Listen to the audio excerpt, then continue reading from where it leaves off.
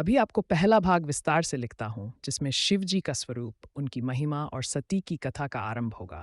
आदि अनादि काल से जब सृष्टि का प्रारंभ भी नहीं हुआ था, जब चारों ओर केवल शून्य था, तब उस शून्य में भी एक अदृश्य सत्ता विद्यमान थी, जिसे कोई आरंभ नहीं, कोई अंत नहीं।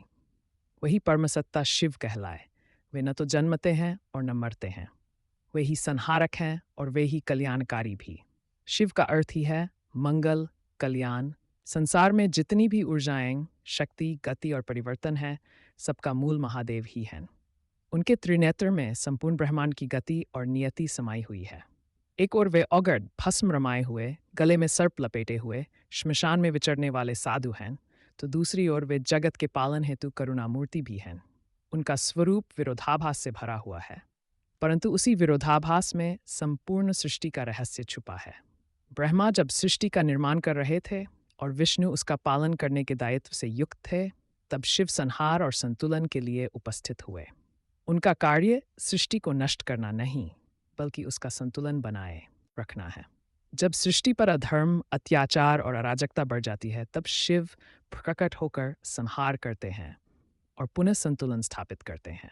उनका जीवन केवल तप और समाधि में ही नहीं बीतता, बल्कि वे प्रेम और गृहस्थ जीवन का भी आदर्श हैं। यही कारण है कि उनका विवाह था हिंदू धर्म में अत्यंत महत्वपूर्ण है। शिव और पार्वती का मिलन केवल दो व्यक्तियों का मिलन नहीं, बल्कि शक्ति और शिव के अभिन्न संबंध का प्रतीक है। शक्ति के बिना शिव निष्क्रिय हैं और शिव के बिना शक्ति दिशाहीन। शिव के साथ सबसे पहले सती का संबंध जुड़ा। सती प्रजापति दक्ष की पुत्री थीं।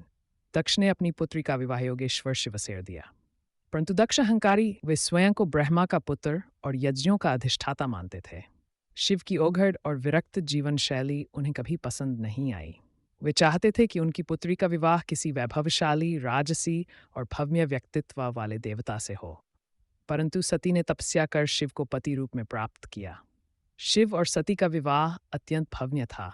समस्त देवता, ऋषि मुनि उस समय उपस्थित थे, किंतु विवाह के बाद भी दक्ष का मन शिव के प्रति द्वेष से भरा रहा। सती अपने पिता की ओर से होने वाले इस अपमान को समझती थीं, परंतु वे अपने पति के प्रति श्रद्धा और प्रेम में रत रहीं। वे शिव के साथ कैलाश पर रहतीं और उनके तप, समाधि तथा गहन ज्ञान की साक्षी बनतीं। समय बीता और प्रजापति दक्ष ने एक बार विशाल यज्ञ का आयोजन किया।